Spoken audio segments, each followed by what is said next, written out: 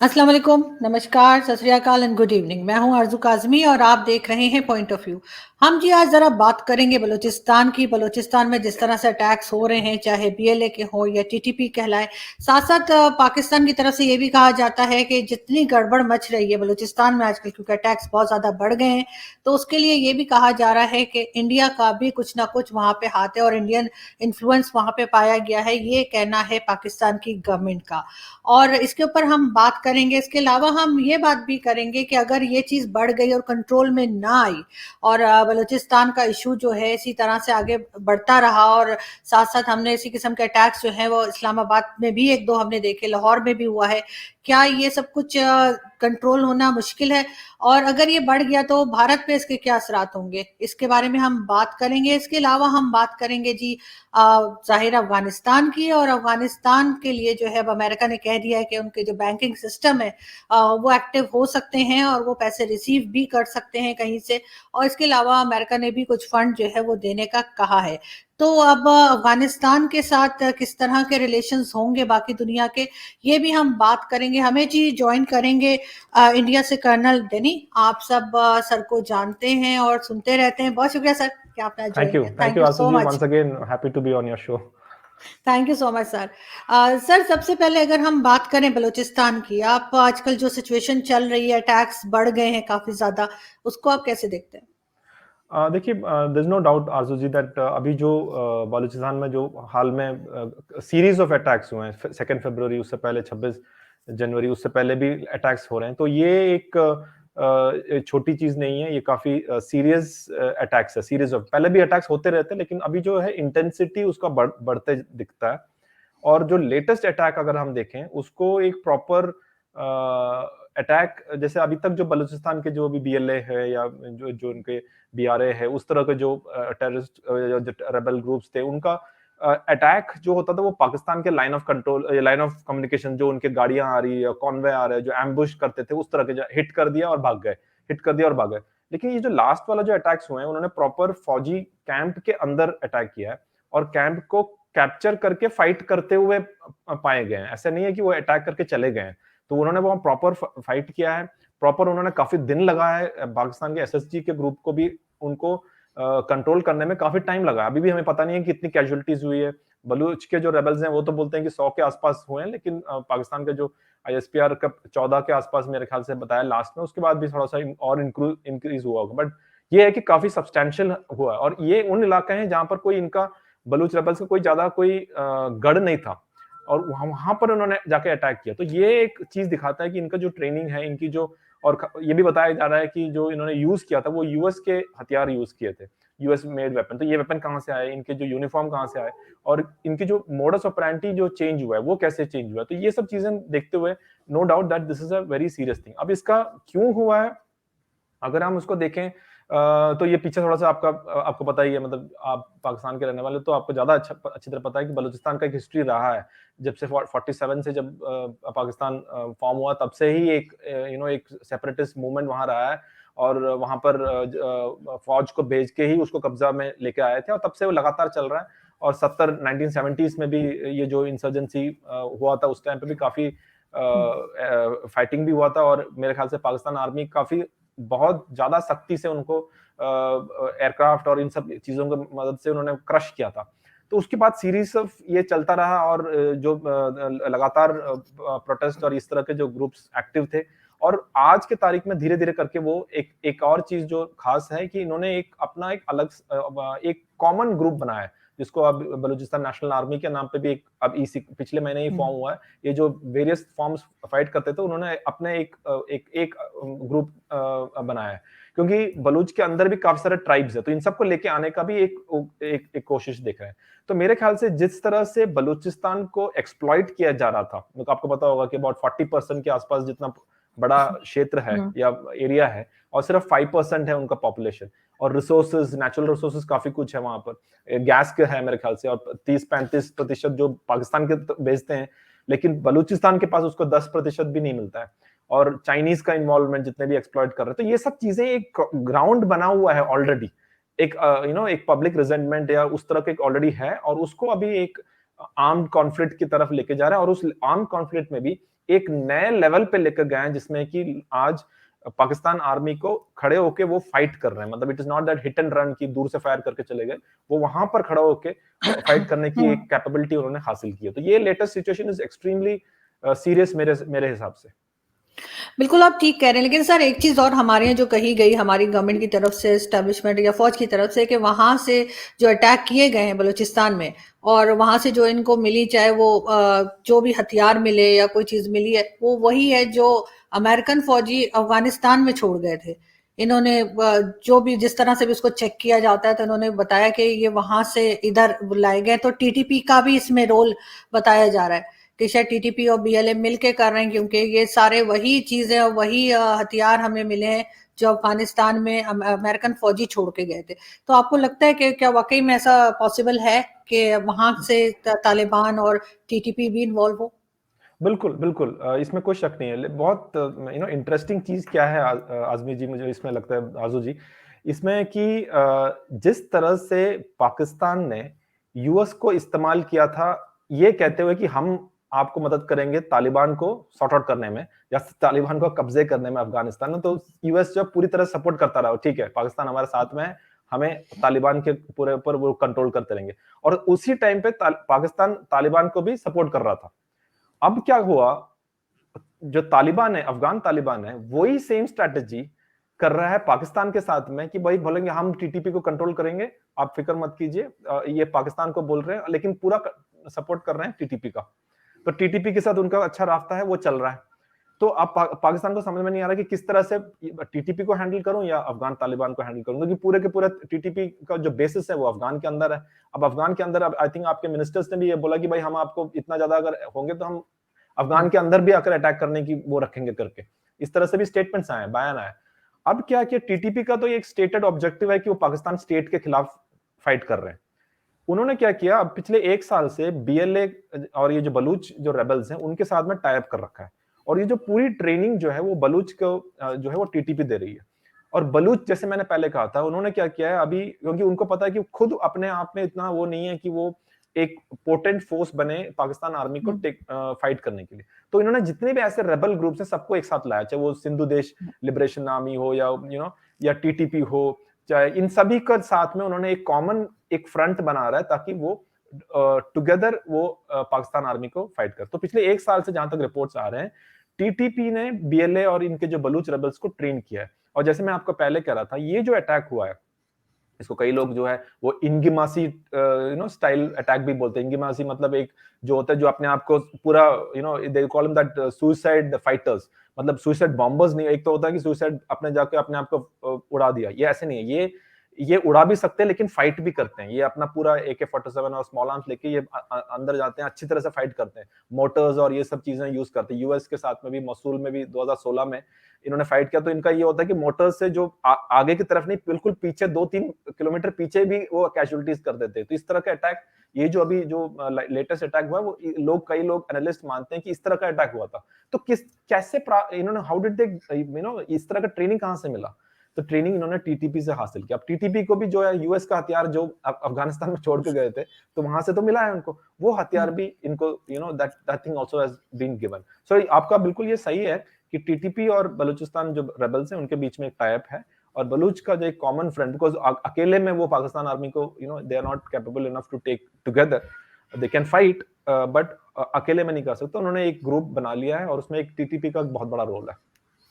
लेकिन सर हमारे यहाँ ये भी कहा जाता है कि क्योंकि इंडिया जो है वो सी पैक से जो चाइना के साथ हम लोग प्रोजेक्ट कर रहे हैं उसमें बहुत ज़्यादा खुश नहीं है, तो इसलिए इस किस्म की जो एक्टिविटीज़ या गड़बड़ मचती है बलूचिस्तान के अंदर कुछ होता है तो उसमें इंडियन इन्वॉल्वमेंट भी है।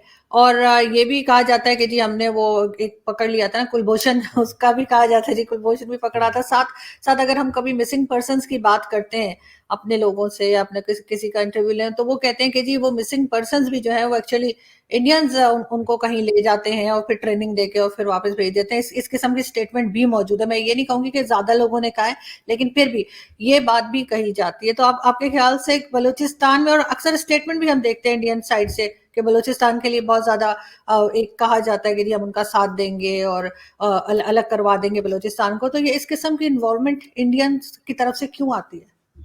देखिए, एक चीज मैं जैसे पहले कह रहा था अर्जुन जी, जो बलूचिस्तान का जो रेबल्स का जो अभी जो ऑपरेशन चल रहा है, वो एक मैक्सिमम उनका एक जो क्रिटिकल मास जिस तरह से बोलते हैं, उसको वो उस लेवल तक पहुंच गए हैं ऑलमोस्ट। अब उनको बिना एक्सटर्नल सपोर्ट के वो अपना जो उनका जो मुद्दा है, चाहे वो आजादी को लेना हो, वो नहीं हो सकता है। दैट इज ऑल्सो ट्रू कि बिना एक्सटर्नल सपोर्ट के अब वो खुद अपने आप में नहीं कर सकते। इसलिए मैं पहले बोल रहा था कि जो बाकी जो रेबल्स है उन सबके टाइप कर रहे हैं। अब एक्सटर्नल फोर्स या एक्सटर्नल सपोर्ट की जब बात करते हैं तो कई सारे मुद्दे आते हैं सामने। सबसे पहले जैसे आप मैं भारत पे सबसे लास्ट में आऊंगा। सबसे पहले आप जो था अफगान जो गवर्नमेंट जो पहले था, तब भी ये बात आता था कि अफगान गवर्नमेंट इनको काफी सपोर्ट करते हैं बलूच, क्योंकि बलूच के कई लोग अफगान में भी रहते हैं, ईरान में भी रहते हैं, तो अब ये काफी लोग वहां पे भी रहते हैं। तो उस टाइम पे जब तालिबान नहीं आया तो ये बोला जाता था कि अफगान जो गवर्नमेंट है इनको काफी अच्छी तरह सपोर्ट करते हैं। ईरान जहां तक मामला है, ईरान का अपना खुद का इंटरेस्ट है कि वो नहीं चाहता कि ईरान और पाकिस्तान के बॉर्डर में इस तरह का मसला चलता रहे। तो 73 के जब ये जो मैं बता रहा था इंसर्जेंसी को क्रश किया था, तो ईरान ने भी पाकिस्तान को सपोर्ट किया था। लेकिन ईरान और पाकिस्तान के संबंध भी कुछ ये नहीं है कि बहुत अच्छे हो। लेकिन तो इसलिए क्या ईरान भी कभी ना, क्योंकि बलूच कई लोग काफी सारे लोग ईरान में भी रहते हैं, तो ईरान का भी सपोर्ट आ सकता है। अब तीसरा है यूएस का। जैसे मैंने बोला कि यूएस का जो हथियार यूएस का यहाँ पे भी आया, तो यूएस का और यूएस का अपना इंटरेस्ट क्यों आएगा? यूएस का इंटरेस्ट इसलिए आएगा क्योंकि पाकिस्तान जो है अपने आप को चाइना के बिल्कुल सब कुछ सौंप दिया है। जो से बोलते हैं ना, प्यार मोहब्बत में सब कुछ सौंप दिया जिस तरह कहते हैं, तो चाइना को पाकिस्तान ने सब कुछ अपना अभी भी। लेकिन पाकिस्तान के ऊपर यूएस का इन्फ्लुएंस है। लेकिन कल को ये मान लीजिए कि इन्फ्लुएंस नहीं होता है, तब किस तरह से पाकिस्तान के एक एक कुछ ना कहीं कहीं पकड़ने के लिए कुछ अगर है, तो बलूचिस्तान एक बहुत अच्छा ऑप्शन है यूएस के पास में, पाकिस्तान को ट्यून करने के लिए या कैलिब्रेट करने के लिए या रैंसम में रखने के लिए, जिस तरह से भी बात कर लीजिए उस तरह का है। तो यूएस का भी इंटरेस्ट। अब आया भारत का मैं मानता हूं कि कई जब भी कुछ होता है तो पाकिस्तान के जो खासतौर पे जो एस्टैब्लिशमेंट है वो इमीडिएटली बोलते हैं इसमें पाकिस्तान का भारत का हाथ है। 15 अगस्त 2016 में प्राइम मिनिस्टर मोदी जी ने लाल किला से ये जरूर बलूचिस्तान का नाम जरूर लिया था, क्योंकि उस टाइम पे पाकिस्तान काफी तरह से कर रहा था। तो उन्होंने जस्ट एक इंडिकेशन दिया था कि भाई जहां पर आप अपने, जैसे वो बोलते हैं ना, जो आप खुद कांच के मकान में रह रहे हो तो पत्थर मत फेंका करो वाली, उस तरह का एक चीज था बलूचिस्तान के और गिलगित इनके भी बारे में बोला था उन्होंने। तो उसके अलावा जहां तक मैं समझता हूं, कोई भी ये नहीं बता सकता आपको डायरेक्टली कि डायरेक्ट आंसर की क्या हम इन्वॉल्व है या नहीं है। That is all in the classified domain. इतना मैं ये बोल सकता हूँ कि वो क्लासिफाइड डोमेन, हमें कभी पता नहीं चलेगा कि इन्वॉल्व है या नहीं है। लेकिन हमारा कुछ एक रियलिटीज ये है कि पाकिस्तान अपना बलूचिस्तान के साथ में भारत का डायरेक्ट कोई लैंड बॉर्डर शेयर नहीं करता है। तो अगर हमें बलूचिस्तान में पहुंचना है तो या तो पाकिस्तान के थ्रू जाना पड़ेगा, या समुद्र से जाना पड़ेगा, या ईरान से या अफगानिस्तान से आना पड़ेगा। तो ये इतना बड़ा एक जब आप मान लीजिए अगर उतना बड़ा एक लूप बनता है तो इतना कोई आसान नहीं होता। जिस तरह से कश्मीर के मुद्दे पे पाकिस्तान हमेशा इन्फ्लुएंस इसलिए कर सकता है क्योंकि बिल्कुल नेबर है, मतलब वहां पर बॉर्डर है, तो कभी कहीं से भी घुसा। तो इस तरह का एक लिमिटेशन है। तो उस लिमिटेशन में आज तक ऐसा कोई एग्जाम्पल या ऐसा कोई उदाहरण नहीं आया जिसमें ऐसा लगता है कि भारत का पूरा बड़ा एक क्लियर कट इन्वॉल्वमेंट है। यस, कुलभूषण जाधव का आपका है, बट मेरी नजर से at least Kulbhushan Jadhav is I will not classify him as anything. I will classify him as मैं सिर्फ उनको एक वीर एक साहसी भारतीय मानता हूं। उसके अलावा मैं ये नहीं बोलूंगा कि वो एक्स थे या वाई थे या किसी और के लिए काम। मैं सिर्फ इतना मानता हूं कि एक वो वीर हैं और एक साहसी भारतीय एक्स फौजी मेरे ख्याल से नेवी में थे वो। उसके अलावा मैं कुछ और नहीं कह सकता कि वो किस में थे या क्या थे। तो that is a kind of thing which is there. But जहां तक इसी को अगर हम कंपेयर करें कश्मीर में जो पाकिस्तान के साथ करते हैं, वहां पर क्लियर कट एविडेंसेस है, मतलब हर चीज का लिंक्स हैं, हथियार का बना हुआ, फैक्ट्रीज का बना, जो लड़के आए हैं उनको पकड़े गए तो उन्होंने क्लियर कट बताया हुआ। खुद मैंने कितने सारे लोगों से बात किया, पूरे के पूरे जितने परिवार सहित हिस्ट्री देते हैं कि कैसे कैसे आए। तो उस तरह की चीजें अभी तक हमने देखा नहीं है। साथ में एक चीज मैं और बताता हूँ आरजू जी, हमारा जो भारत के हैं हमेशा एक कंप्लेंट बलूच के लोगों से सुनते हैं कि भारत जो है वो उनकी मदद नहीं कर रहा है। इतना मैंने कई लोगों से सुना है कि बलूच के लोग जो बोलते हैं कि भारत जितना करना चाहिए उतना नहीं कर रहा है, ये मैंने सुना है। तो मैं सिर्फ इतना मानता हूं कि अगर कुछ कर रहा हो तो it's not known in the public domain, but as an official version हम लोग किसी चीज में इन्वॉल्व नहीं है। नहीं, बिल्कुल आप ठीक कह रहे हैं सर, लेकिन खैर यहाँ पे तो खैर ये बात की जाती है कि क्योंकि सी पैक है और चाइना के साथ भी टर्म्स अच्छे नहीं हैं इंडिया के, तो इस वजह से इंडिया जो है वो कुछ ना कुछ यहाँ पे एक्टिविटीज करते रहते हैं जितना भी पॉसिबल हो सके। लेकिन अभी तक वही जैसे आप कह रहे हैं कि कोई खास प्रूफ नहीं दे पाए, सिर्फ बात होती है। लेकिन सर आपको लगता है कि पाकिस्तान जिस जगह पे है, जहाँ पे पाकिस्तान बनाया गया, तो कई दूसरी कंट्रीज के साथ बॉर्डर लगते हैं, चाहे चाइना हो, ईरान हो, अफगानिस्तान हो, इस वजह से पाकिस्तान की एक इम्पोर्टेंस है। अमेरिका हो या कोई दूसरी कंट्री हो, पाकिस्तान को एकदम साइडलाइन नहीं दिखा सकते, क्योंकि यहाँ से कई दूसरी कंट्रीज जो हैं वो जुड़ी हुई हैं। तो यहाँ पे अगर सर इस किस्म के अटैक्स शुरू हो जाएंगे, इस किस्म के लोग, चाहे टीटीपी हो, बीएलए हो या कोई भी दूसरी ऑर्गेनाइजेशंस हो, तो उससे बाकी जो कंट्रीज हैं उन्हें कोई फर्क पड़ेगा, उनके लिए कोई प्रॉब्लम क्रिएट हो सकती है? बिल्कुल, देखिए हमेशा पाकिस्तान जो है वो अपनी जो जियो स्ट्रेटेजिक लोकेशन का एक बहुत ज़्यादा फ़ायदा उठाता आया है हमेशा से, क्योंकि चाहे वो 47 से लेकर हमेशा अपने आप को एक ऐसे सेंसिटिव और क्रिटिकल जियो स्ट्रेटेजिक लोकेशन अपने आप को मानते हैं, और हम भी मानते हैं कि वो एक ऐसा लोकेशन है जहाँ पर उसका इंपॉर्टेंस है। चाहे वो मिडल ईस्ट की तरफ हो, चाहे वो अफगानिस्तान इस तरफ हो, चाहे वो सेंट्रल एशियन रीजन की तरफ हो, चाइना की तरफ हो और भारत की तरफ, तो एक अपना एक पोजीशन है उसका। लेकिन अभी क्या हुआ है कि और यहाँ पर जो भी इंस्टेबिलिटी होती है वो इन सभी देशों में उसका प्रभाव पड़ता है, उसमें भी कोई शक नहीं है। इसीलिए चाइना इतना इन्वेस्ट कर रहा है ताकि अपना वो जो उसका जो खुद का जो प्रॉब्लम्स है, जिनजियांग प्रोविंस एंड ऑल, वो सॉर्ट आउट कर सके। जैसे मैंने पहला ईरान अपने आप से ये इस बॉर्डर में कुछ नहीं चाहता है। अफगानिस्तान को तो हमें पता ही है किस तरह से पूरा टर्बुलेंस हो रखा है। और भारत का जहां तक सवाल है, भारत का भी अगर अपना वेस्टर्न फ्रंट अगर शांत रहे तो उनके लिए भी, हमारे लिए भी अच्छा है। हम कोई ऐसा नहीं है कि हम कोई वॉर या किसी तरह का उस चाहते हैं, तो हमारे लिए भी अच्छा है कि ये इंस्टेबिलिटी ना रहो। और मेरा ये भी मानना है कि जब जब जब पाकिस्तान के अंदर इंस्टेबिलिटी हो तो वो कुछ ना कुछ बाहर जाता है, और खासतौर पे भारत के अंदर कुछ ना कुछ करने की कोशिश करता है ताकि वो अटेंशन डाइवर्ट करे। तो एक स्टेबल पाकिस्तान इज एक सबके लिए अच्छा है, इसमें कोई शक नहीं है। सबसे ज्यादा तो आप लोगों के खुद के लिए अच्छा है। लेकिन ये जो स्टेबिलिटी की जो उसकी बात पे पाकिस्तान ने काफी टाइम से यूएस को भी उसी की वजह से कि भाई हम जो ग्लोबल वॉर ऑन टेरर को आपको मदद करेंगे, ये सब चीजों की वजह से काफी फंड्स का भी और काफी तरह जो अपना इन्फ्लुएंस है उसको बनाना रखने की कोशिश की है। लेकिन अभी ये हुआ है कि यूएस ने अपना जो फोकस है वो कंप्लीटली हटा दिया है अफगानिस्तान से। और ये जो एरिया है, इट इज अब इतने सालों के बाद आप देखिए कोई भी सुपर पावर इस एरिया में नहीं है। पहले सोवियत यूनियन होता था, फिर यूएस है, आज के तारीख में यूएस भी नहीं है और सोवियत यूनियन भी नहीं है। और चाइना जितना हम सोचते हैं कि वहां पर इन्वॉल्व होगा, वो भी इन्वॉल्व नहीं हो रहा है। ये जो ऑफ पाक एरिया है वहां पर इन्वॉल्व अपना नहीं कर रहा है। सर ठीक है, आपका सीपैक और वो सब चीजें कर रहा है, लेकिन वो फिजिकल ऑन ग्राउंड ट्रूप्स को लाना, ये सब चीजों में मुझे नहीं लगता चाइना करे। तो देयर इज अ वॉइड, तो there is a void there. आज उस वॉइड में किस तरह से ये जो आपके नॉन स्टेट एक्टर्स किस तरह से रोल करेंगे, प्ले करेंगे, तो उसका एक बहुत बड़ा प्रभाव होगा। तो मेरे ख्याल से पाकिस्तान ने एक टाइम तक अपने जियो स्ट्रेटेजिक लोकेशन की फायदा उठाया है। अब यूएस के अफगानिस्तान से छोड़ने के बाद वो प्रभाव रहेगा या नहीं रहेगा, मेरे ख्याल से आने वाला टाइम ही बता सकता है। लेकिन डेफिनेट है कि जो पहले 70s में या 80s में जिस तरह से जो इंपॉर्टेंस थी पाकिस्तान का, वो मेरे ख्याल से उन्होंने शायद आप लोगों ने अपने पांव पे कुल्हाड़ी मारते हैं जिस तरह से बोला है, तो उस हिसाब से कारण उसकी वजह से आज वो प्रभाव डेफिनेटली कम हुआ है। बिल्कुल आप सही कह रहे हैं, लेकिन सर अगर लास्ट में हम बात करें अफगानिस्तान की, क्योंकि इससे पहले भी अफगानिस्तान का नाम आया बीच में, तो अमेरिका ने परमिशन दे दी है कि वो अपने जो बैंकिंग सिस्टम है उसको एक्टिव कर सकते हैं, पैसे कहीं से मंगवा सकते हैं, अगर कोई देना चाहे तो रिसीव कर सकते हैं।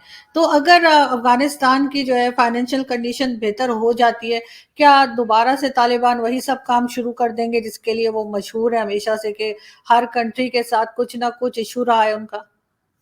जी बिल्कुल, मुझे तो कोई शक नहीं है। और जहां तक मैं बिल्कुल क्लियर हूं कि तालिबान जो इनका जो नया पार्ट 2 है, वो पार्ट 1 से कोई अलग नहीं है। वो बिल्कुल सेम टू सेम है, उसमें कोई बिल्कुल कोई दो राह नहीं है।